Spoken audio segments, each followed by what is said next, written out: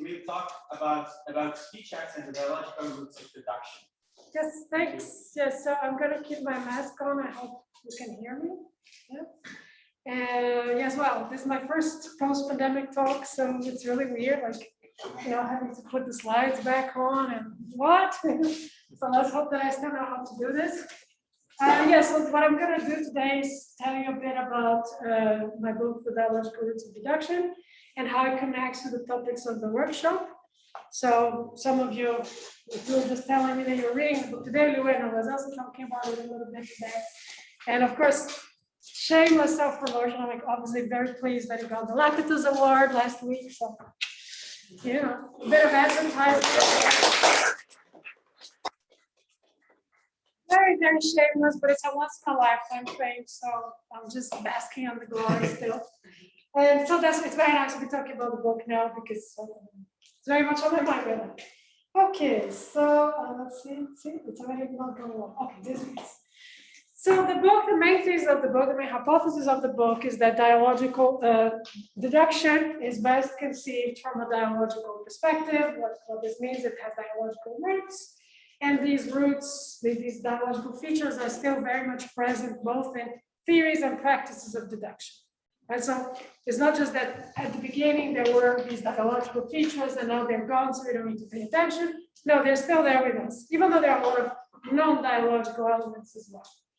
And then this approach also highlights the human and in fact social nature of deduction, right? So as related to these human practices of special kinds of dialogues. So this is something that's very kind of typical for my work, also previous work that I do, philosophy of logic, philosophy of mathematics, but really very much kind of at the level of humans, what humans do. So not at the kind of abstract level of, what's the ontological status of sets and stuff like that, which is also, of course, an interesting question. So then, of course, if we're talking about dialogues in the context of, probably I'm really close to it. It occurred to me that I'm basically, yeah, okay. Let me know if I'm. So if you're talking about dialogues, then of course it's very natural to ask yourself the question about the speech acts involved in these dialogues. Right, so this is the question that I'll address here. What kind of speech acts are involved in these deductive dialogues? And these deductive dialogues are quite specific. So I'm not saying that any dialogue that takes place, somewhere or at the pub or whatever, really qualifies as one of those deductive dialogues. No, they're very kind of regimented, special kinds of dialogues, which I'll tell you about. So then you ask yourself which particular speech acts are involved there. And what will be kind of the general conclusion is that since you're like really explicitly in a multi-agent context, right? Because this is the thing about this whole the literature on speech acts and bilateralism, denial, assertion, rejection. Often it's kind of presupposed the multi-agent background, but it's not explicitly formulated, right? People usually go like, but rejection to whom? Like, who's doing all this? So in my framework, you really have these multiple participants. And what comes out of it is that you really need something more nuanced than just again, assertion-based approach to these speech acts. That's kind of the conclusion. So there's the book, and it's constituted of three main parts. The first part is called the philosophy of deduction, and this is the part that I'll tell you about today. The other parts I don't have the time to talk about it. The third part has, like the very last chapter of the third part is on mathematical practice. I have some slides on this. If we have time, we can still run through that because it's actually really, really fun. It's when you see that these deductive dialogues are not just these abstract constructs, they actually take place in mathematical practice. So I hope we have time for this, but we'll see. And I'm not going to say much about the history. Just one slide. I have one slide on the historical background. And then just for those of you who may be wondering, what's this talk of roots? Where does it come from? Of course, it's inspired by what was once upon a time a bit of a classic, The Roots of Reference. I remember when I was an undergrad, it was one of the books I read as an undergrad. Now it's kind of not that fashionable anymore, I think. I mean, did everybody know about this book? Right? But it used to be much more of a big deal, right? When I was an undergrad, and now, but anyway, it was always in the back of my mind. But Quine talks about roots in a specific sense, in the sense of the psychogenesis of reference. whereas my sense of roots is broader. It includes historical roots, philosophical roots, and also cognitive roots, which is the part that Quine was more interested in. And just a tiny bit of history. I won't be going back to that much, but just like to give you a flavor of how the hypothesis, because the initial inspiration for the hypothesis was historical, was really looking at the development of Greek mathematics and Greek logic in ancient Greece. And here I was very much inspired by Rabbi Onetz, who's a historian, historian of ideas, I guess you could say. He describes what he does as cognitive history. He has this book called The Shaping of Deduction, which is still, even though it's more than 20 years old, is still the kind of the place to go if you're interested in the emergence of deduction in the ancient Greek context. And in this book, there's this quote which basically summarizes the whole idea of what I was trying to do. He says, Greek mathematics reflects the importance of persuasion. It reflects the role of orality in the use of formulae, in the structure of proofs. And it doesn't mean formulae in our sense of special notations. That comes later. But this orality is regimented into a written form where vocabulary is limited, presentations follow a relatively rigid pattern. It is at once oral and written. And that's the key thing. It is at once oral and written. So deductive proofs are, in a sense, they still carry the traces of orality, but at the same time, they've also been transformed into something that belongs to the written medium as well. Okay? So that ambiguity is really at the heart of the whole story. So this is what I'll do. I'll tell you a little bit about the first part, the first 4 chapters of the book, because that's going to give me the tools that I need. And that's where I introduce the PROVER-SKEPTIC dialogues, which are the rational reconstruction, the main conceptual backbone of the book. Then I turn to the question of the speech acts involved.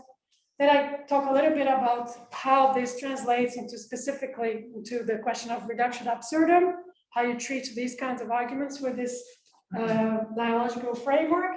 And hopefully I have time to talk about PROVER-SKEPTICs and mathematical. I don't have a clock with me, so can somebody tell me where?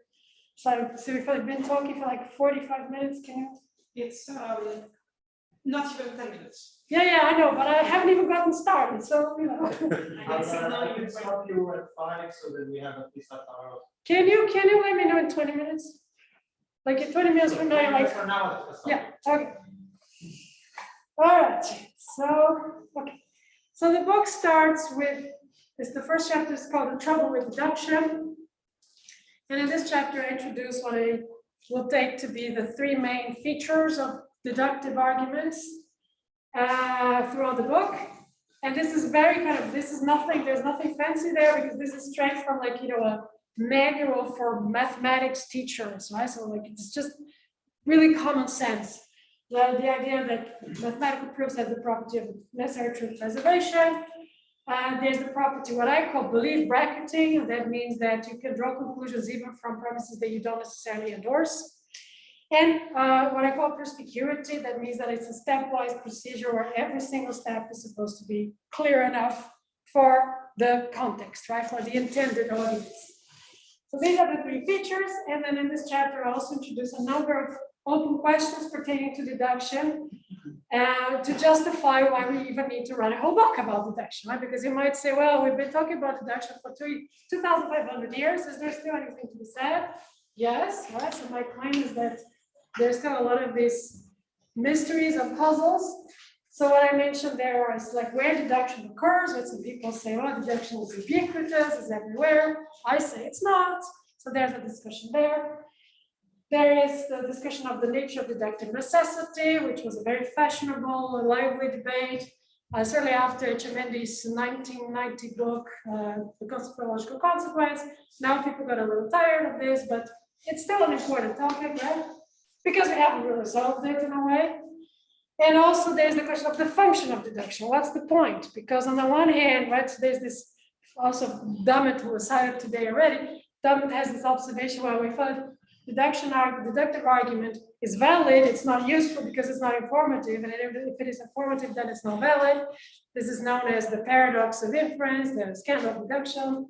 There are a number of names for that. So how do how do you deal with this? These are the open questions. In chapter 2, I argue for the roots perspective, why we need to do, right, to look at, go back to the roots and in different senses of roots. And in particular, in the book, I look at 4 kinds of roots of deduction. So the philosophical roots, the historical roots, the cognitive roots, right, what it means for people to learn how to reason deductively, and also in terms of mathematical practices. Right? So this chapter justifies that the roots perspective is also a little bit there about on the methodology that I use, this conceptual genealogy methodology that I use. Chapter 3 is where the meat gets going. Right? So it's actually the most important chapter of the book in a sense, conceptually, because it's the chapter that introduces the PROVER-SKEPTIC model. But it starts with a discussion of earlier dialogical proposals, because obviously I didn't invent the idea of logic having a dialogical flavor to it. Of course, it goes all the way back to the Greeks. That's exactly what I also talk about. But more recently, of course, you had dialogical logic in the Lawrence School. Hintica, we came theoretical semantics. So these are the 2 main, best well-known programs of approaching logic from a dialogical perspective. I'll discuss them and I'll say what's wrong with them. And in a nutshell, what's wrong with them is, there's different things, but one of the main problems is that both only focus on the adversarial nature of these dialogues. Whereas what I argue is that there's also a strong cooperative component. Right? And so as Lewin was describing today, I have this taxonomy where these dialogues are like semi-cooperative, right? And so then, and I also talk about Lakatos. So there's Lakatos in the book, so that's why I'm particularly pleased, of course, with the award. Lakatos was also a big inspiration. So he has this famous book, now not as famous as it used to be, I guess, Proofs and Refutations. I think it's a really cool book. I still warmly recommend it to everybody. And he has there are proofs and refutations, and that also, of course, serves as inspiration for my model, although my model also has some important differences with respect to what he does in proofs and refutations. And that's what finally allows me to present the PROVER-SKEPTIC games, which have this kind of funny combination of cooperation and adversariality to them. So let me now tell you about the PROVER-SKEPTIC dialogues, because that's really the main thing also for my talk today. So these are rational reconstructions of what these dialogues that will be at the basis of deductive arguments. And as I say, in the end, you see that it's not just a rational reconstruction, it's also a good model to explain actual contemporary mathematical practice. But let's start with them being rational reconstructions. And it starts first Prover states, now it's not in here on the slide, but Prover first states what is to be proved, right? So what I'm going to prove is this is what I want to work. And then Prover asks skeptic to grant premises to get the proof going, right? And when skeptic grants premises, then Prover proceeds in a stepwise way to establish conclusions, right? So intermediary conclusions from what has already been conceded by skeptic. And then all the way, hopefully everything going well, it goes all the way to the conclusion that was stated at the beginning. And what does skeptic do? So prover is like less problematic because of course, when you think of a mathematical proof now or any proof, the prover is very vocal. The prover is still there. It's the skeptic that has been internalized by the method. And so it doesn't seem that skeptic is as present anymore. But my claim is that skeptic is still there. So skeptic, what are the moves by skeptic for skeptic? First of all, he can deny premises that are proposed, and I'm not going to grant you this. So that's just not, either because I think it's absurd or I think because it's not going to lead anywhere interesting. I'll talk about these speech hacks in a minute. Skeptic can ask for further clarifications at each step. Right? So at each step, skeptic can say, oh, wait, this is going too fast. Can you please break this down into smaller steps for me? And then a skeptic can contest steps and say, hey, no, this doesn't work. This is not necessarily truth preserving. Here's a counterexample, right? And of course, skeptic can also do the silent knowledge, right? Again, related to your talk today of approval, like, sure, yeah, now I have no objection, right? So this step, I'm okay with it. So actually, there are four things that skeptic does. And then there's some amount of adversariality, but by and large, there's a lot of cooperative background there. And the small amount of adversariality, one way to think about it is that, and this is like something I developed in a later paper also, right? So this alignment of interest or misalignment of interest. Prover really wants the proof to go through, and skeptic isn't different. So it's not so much that skeptic wants to destroy the proof by all means. Only in purely adversarial understandings of these dialogues, usually right with Hintic and Lawrence, what you have is really this, right? Skeptic really wants the proof not to go through. But what I say in the book is that this is not a good, it doesn't really reflect these actual dialogues, whereas skeptic is just hard to convince, but it doesn't mean that skeptic is has the intention of destroying the argument no matter what it takes, right? So in that sense, there's a slight misalignment of interest there, but not a big one, right? It's not just that one wants one thing and the other wants something else, and these two things are incompatible, so you have a zero-sum game. It's not a zero-sum game. Okay, so here there's a table, you can't see this, it's way too small, but it's a chart that gives you all the different moves and how things progress. Right, so first prover states the phases, the initial phases, and asks skeptic to deny premises. Skeptic can refuse the premise, or if skeptic immediately comes a global counterexample, right? Something that, a situation where the premises are true, the conclusion is not, then it's game over for this particular dialogue. But if S grants the premises, then the dialogue begins. And then there's the first inferential step, and then there are three things that skeptic can do. The null move of approval, yeah, sure, the silent round, sure. Or ask for further clarifications. Wait, this step here is going too quickly for me. Or to offer a local counterexample, right? So counterexample in that particular inferential step.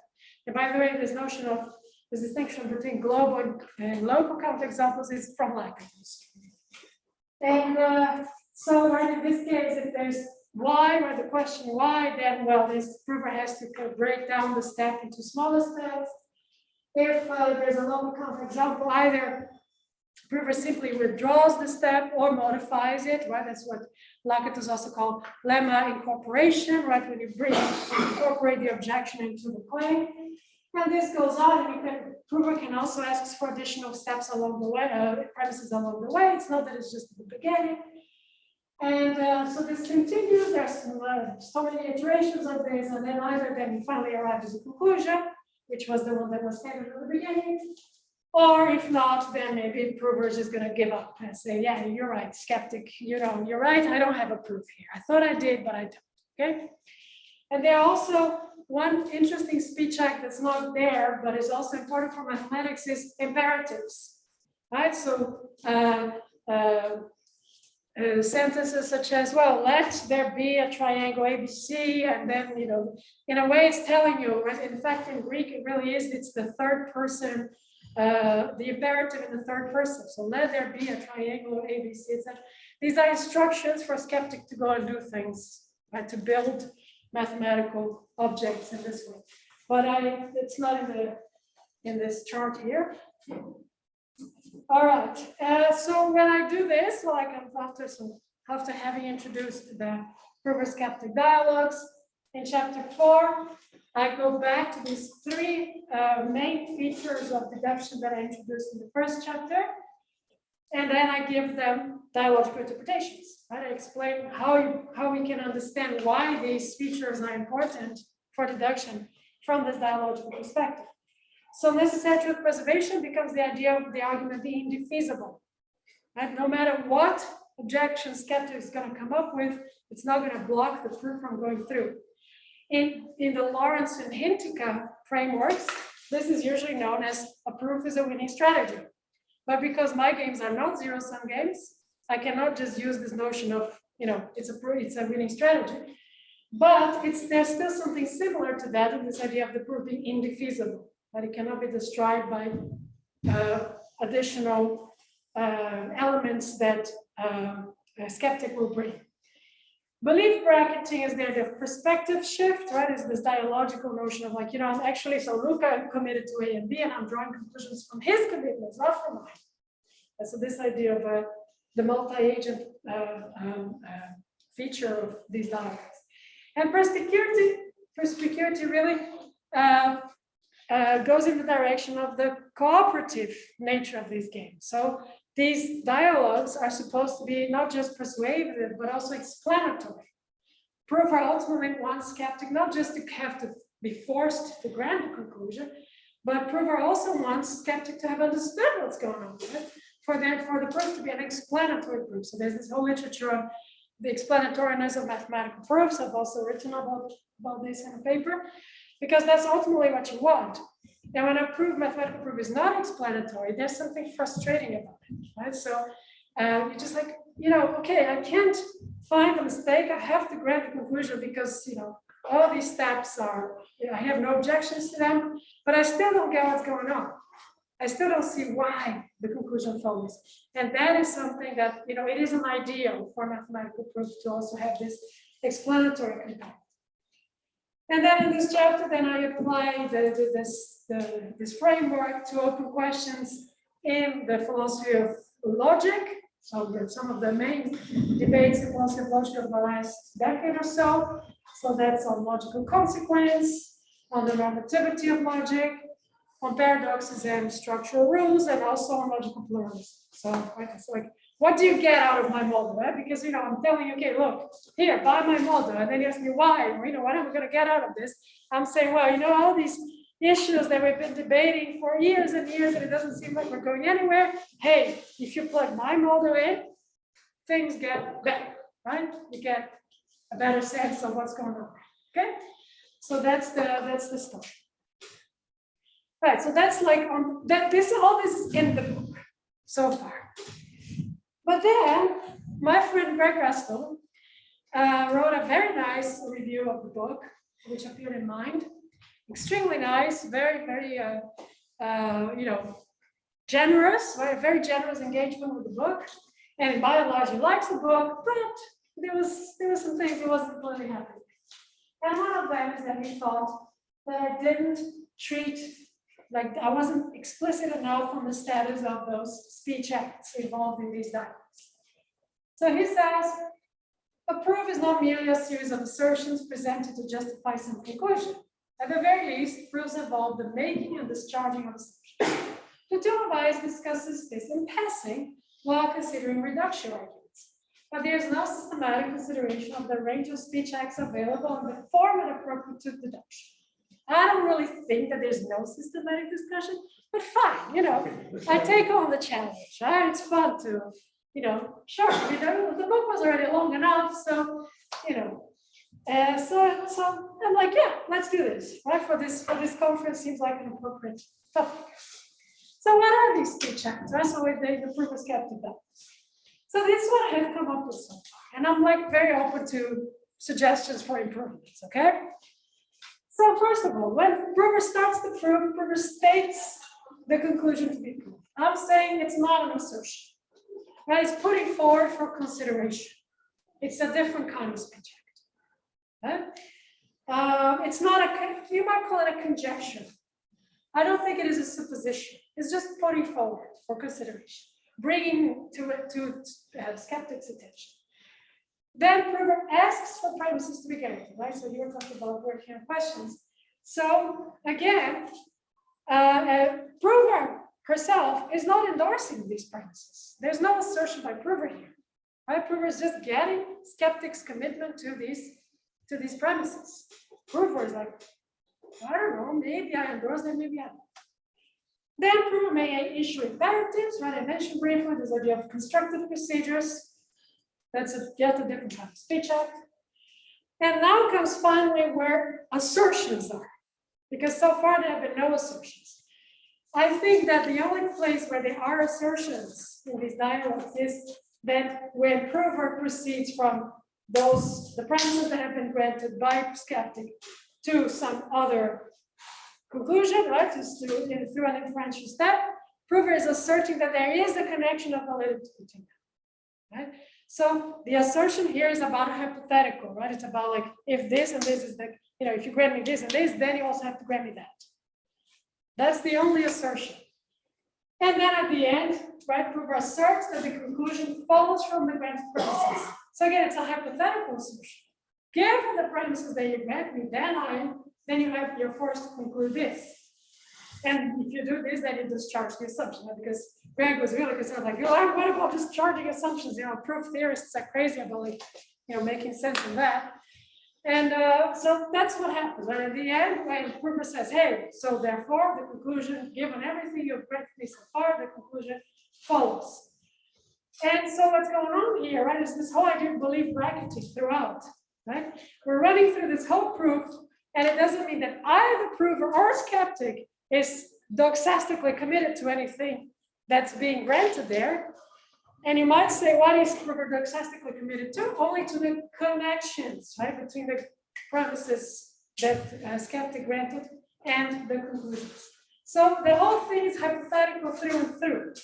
And this is a point that Peter Schroeder-Heister has made in many of his papers, as his whole research programs. Like, you have to think, he complains about the primacy of the categorical over the hypothetical, and he thinks it's so wrong. And if you think, for example, the way Frege thinks about logic, about what's going on in the position, if it's true, right? He's really thinking you're going from judgment to judgment by means of a judgment that says that this judgment and that judgment are connected.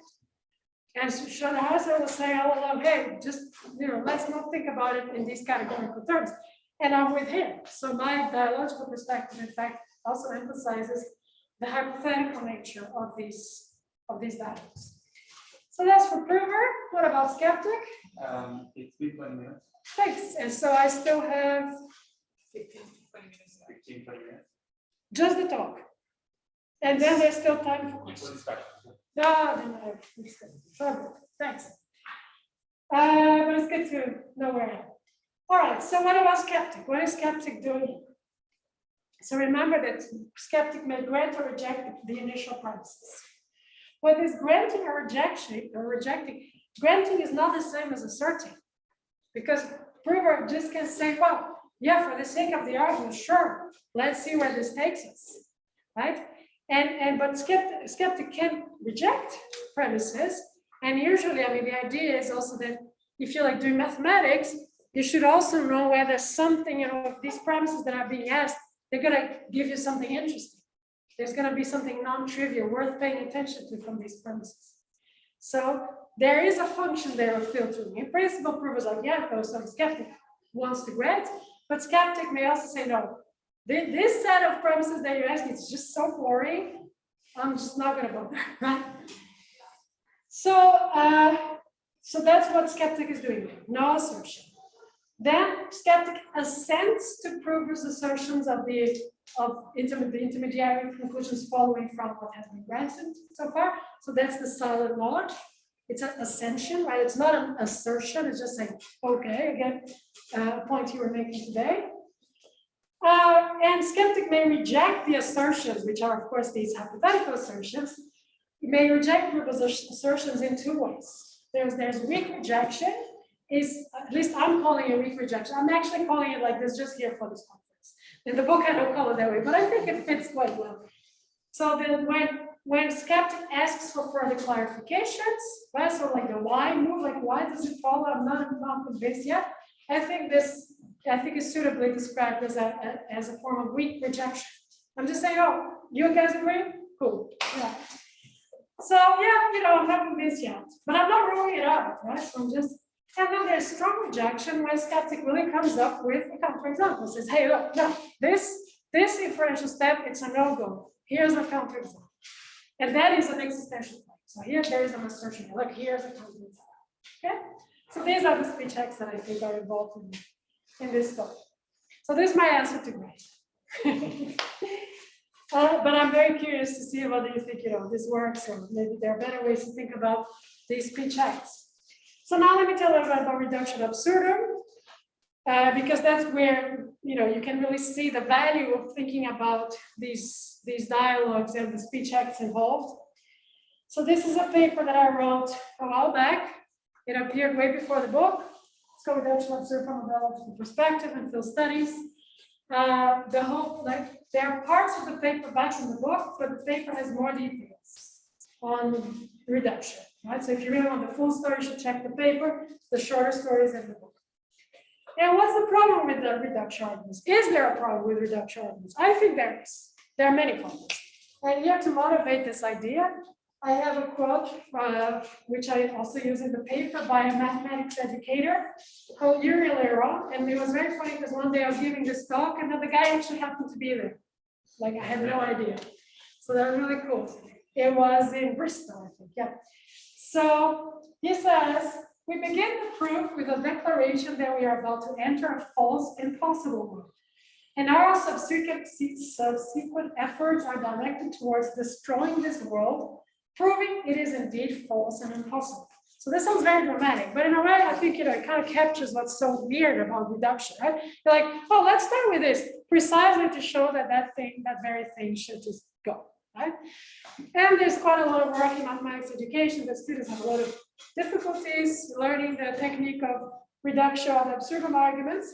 So I think, this really motivates the claim that there are philosophical problems and also cognitive problems involved. So this is how, this is the schema that I use to understand this. I suppose you put A forward, right? So they're using the brackets here, like it's typical, usual proof theoretical device. So like I'm not asserting.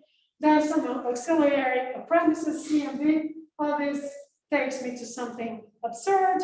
And from that, I conclude the negation of the initial hypothesis. That's the usual stuff.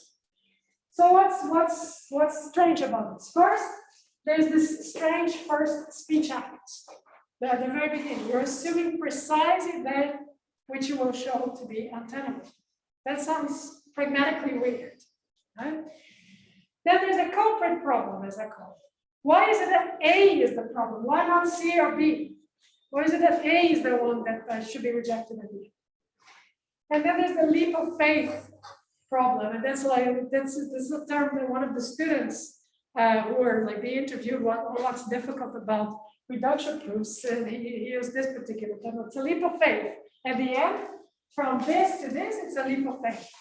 And one way you can see that it's kind of a leap of faith is because it presupposes that A and not A are the only two possibilities. Right? And of course, if you have valence exclude mid, etc., fine. But it's not a given, right? Are we sure that we've actually really checked all the other possibilities? Because ultimately it's approved by cases, right? So this or this or this, and then at the end you say, well, then I don't even run to the last one. But we don't know that for sure. At least the students seem to feel uncomfortable with this. So one thing that I say in the paper is that one way to think about reduction arguments is that they have a dialogical ancestor, and that is ELENCHUS, a refutation, right? In the Platonic Socratic sense of it. So, a reductionism, of course, aims at establishing the truth or falsity of a given thesis. An ELENCHUS doesn't do that. An ELENCHUS stops a step before the end, right? So an ELENCHUS stops here, and an ELENCHUS shows that, well, you've committed to this and this and this, and then I show that these things together are incoherent. They lead to something inconvenient, right? And so that's what an ELENCHUS does. Something bad, right? Some bad outcome. It can be incoherence, inconsistency, it can be a number of things. But an ELENCHUS doesn't tell you which one of the granted premises is the problem, right? The person who has been refuted in this way still needs to figure out which one of her commitments has to go. So in a sense, an ELENCHUS is really ad hominem, right? You're refuting the person in terms of her collective discursive commitments. And so a person is actually being shamed. There's a etymological connection between ELENCHUS and shame. And this is something I talk about quite a bit in chapter 5 of the book. So what happens is really that a reduction is an ELENCHUS with this additional step, right at the end, the leap of faith step. Okay, so this is kind of like rational reconstruction work. So if I really if you want to give this proper historical proof, you would have to go through the texts in Greek and all that. I haven't really done this. It's more like a hypothesis, but it does, it's at least quite neat if you think about it just conceptually. And I think it really helps us understand what's going on. And if you think about a reduction this way, similar to an elenchus, then a dialogical understanding of reductio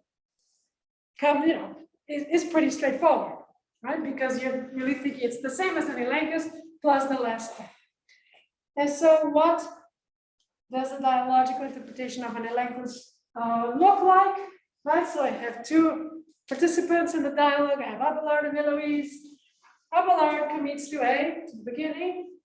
And it can be either because Eloise asks him, do you grant me A? Or just because spontaneously Abelard says A. Then it's not Abelard, but it's Eloise who leads that initial hypothesis to absurdity, potentially with auxiliary premises that are also commitments by Abelard. Right? So that's why it's very much like an elenchus. And then Eloise is the one who concludes not A, that not A follows from Abelard's commitments. Right? And so in this way, this awkwardness of one and the same person starting with A, then deducing not A from A and some other stuff, and then saying, well, actually, therefore, let's throw A away. There's a division of labor here, whereby it's no longer pragmatically suspicious, right? To be doing both things, both to kind of start with A and lead A to absurdity. Okay, so I think it kind of helps also in terms of education, right? People, students can really understand better what reduction is if they think about it from this dialogical perspective. Okay, right. So now I have a little bit. I still have time, right? Yeah. So let me tell you a little bit about PROVER-SKEPTICs in actual mathematical practice. Very, very briefly, I'll just it's very, very condensed here. There's more. It's the last chapter of the book. I usually say it's my favorite chapter of the book, because then you see that it's real. I'm not talking about air. It's actual stuff. So this chapter is called Dialogical Counterproofs in Mathematical Practice, and it says the PROVER-SKEPTICs exist. In particular, the skeptic is the referee, right? For jurors, for example. But also in the mathematical community, there's a lot of informal refereeing happening, right? People actually scrutinize each other's proofs, even if not only in the context of formal refereeing for a particular journal. Okay, and so it also happens post-publication. Proofs continue to be scrutinized by other mathematicians, and the skeptic is the referee. What referees do is exactly what I'm saying my skeptic does. It's like asking these why questions, like, no, not convinced, the step is not good enough. And here I want to recommend the work of a Danish researcher called Lina Andersen. She has some really cool work on, she actually interviewed mathematicians in their practices and their refereeing practices. And it fits just really, really well. My skeptic who is a fictional kind of idealized agent, and yet it really goes very, very well with actual mathematics. And in this chapter, I look at 4 case studies. I look at the reception of Gödel's incompleteness proofs, where first it was kind of a bombshell, and people were like, oh my God, no, Hilbert's program, oh my God. But everyone who got to really look at Gödel's proof in detail, everybody was immediately convinced, because it was a very clear proof. The details were very clearly spelled out. Then there's Wall's proof of Fermat's theorem, and I'm going to talk about this more detail in a minute, because that's really a fun story. And then there's a failed proof of the consistency of arithmetic. It was about 10 years ago, a little over 10 years ago, I don't know if you guys remember. It was this guy, Edward Nelson, was like, oh, I have a proof of the consistency of PA. And 3 days later, it was shown that the proof didn't really work. And he's like, okay, I have to withdraw. All this in the FOM mailing list. And it was in the blogs and stuff. It was a really fun time. Yeah, it was because it was like seeing it in action, like happening on the spot. And then there's also the still ongoing saga of the purported proof of the ABC conjecture, right, by a Japanese mathematician. So it's also super interesting, long story, but I'm not going to talk about it today. But this proof is still on limbo, because people haven't really found a mistake, but the community is not entirely convinced that it holds. It's kind of weird. Anyway, I'll talk about also other stuff in this chapter, but let's just look at this. So this is about the Fermat-Last theorem proof by Wiles. As some of you probably know, so first Wiles like, yeah, here's my proof. Here, fine, here it is. And it was like fairly, with in a very dramatic way at a conference. And then he's like, at the end, he writes in QUD and everybody's like, oh. But then it turned out that there was a mistake in the proof. And he needed like a year to fix it. And this is how the mistake was found. And so this is from like this kind of popular science journalistic piece on this, right? So here's the stuff. So, so the proof was sent to a journal, and the journal was a long proof, so it was split in 4, I think, and the 4 parts were sent to different referees. So one of them went to this guy named Katz, who's a very distinguished mathematician. And then he was a skeptic. He was going to the reasons of the proof, and he was working together with his other also famous mathematician, Lucy. By the way, there's a recent New Yorker article on Rotendijk, I mean, I say it with a Dutch accent, but it's actually, so where these 2 guys are mentioned, so just like I think 2 weeks ago, so for the nerds, the math nerds among you, it's really fun. Anyway, so these 2 people were working through the, and here's this, okay? So for 2 months, Katz and French colleague Lucy scrutinized every logical step in Katz's section of the proof. From time to time, they would come across a line of reasoning they couldn't follow. Katz would email Wiles, who would provide a fix. So you see, like, he's really working with Wiles, right? It's not like anonymous. By the way, in mathematics, there isn't that much anonymous refereeing, as you probably know. And so they were just talking to Wiles throughout, like, oh yeah, we're not getting this. And every time, like, oh yeah, how does this follow? And Wiles would provide a fix or explain better. But in late August, Wiles offered an explanation that didn't satisfy the 2 reviewers. And when Wiles took a closer look, he saw that Katz had found a crack in the mathematical scaffold. At first, the repair seemed straightforward, but as Wiles picked at the crack, pieces of the structure began falling away. And then it took a whole year to fix it, and then he had to work together with this other guy, Dutilh. So it's really a real life example of the prover-skeptic interaction doing its work, right? And that's how the proof, in fact, it was a joint effort, really. It was a cooperation here, right? So because the referees were being like, tough interlocutors, really looking at the details, they helped Wiles to improve the proof, right? And of course, we're all better off because now we know that from Fermat-Last theorem it has been. Okay, so that's kind of just to give you a sense of how my story is not just some abstraction with no, actual meat in it. All right, so moving to the conclusion. As I said, now my whole point is that deduction is at once oral and written. That's an expression from Reverend Nats.